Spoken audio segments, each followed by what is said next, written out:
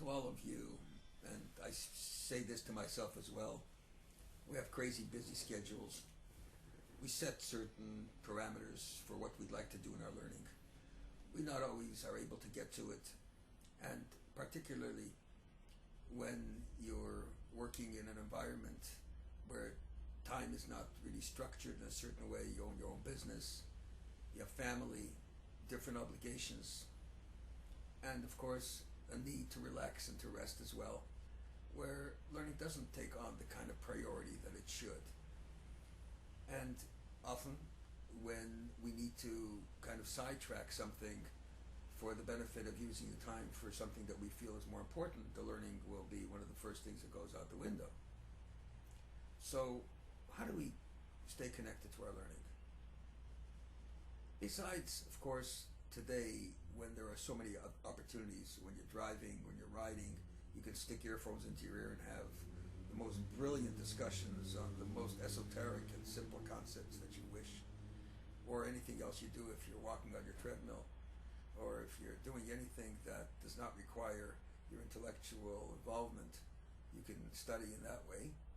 But even not so, each person should dedicate to himself at least a minimal amount of time to learn minimal things, such as every day to learn part of the 5 books of Moses, the text that pertains to that day. Usually no more than 3 to 5 minutes, sometimes a few minutes more, sometimes a few minutes less. But every day to connect to the actual language of that which God Himself gave us in a revealed way at Revelation. And every day take 2 or 3 minutes to learn some language of law, something. Pick the laws of Sabbath. It might take you years. Every day, learn 1 law, 2 laws. Just get into the habit. 10 to 15 minutes, you set that aside.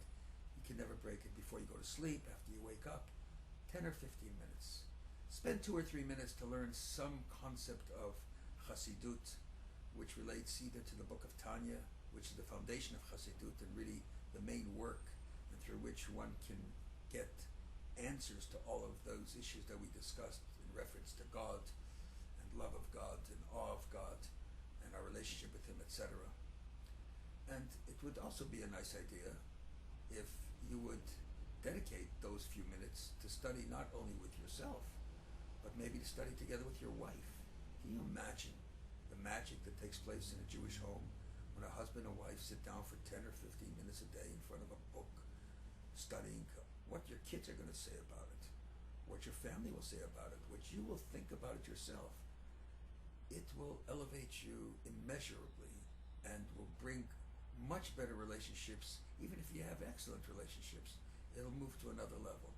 You will touch higher and deeper and more significant dimensions by sharing that kind of experience.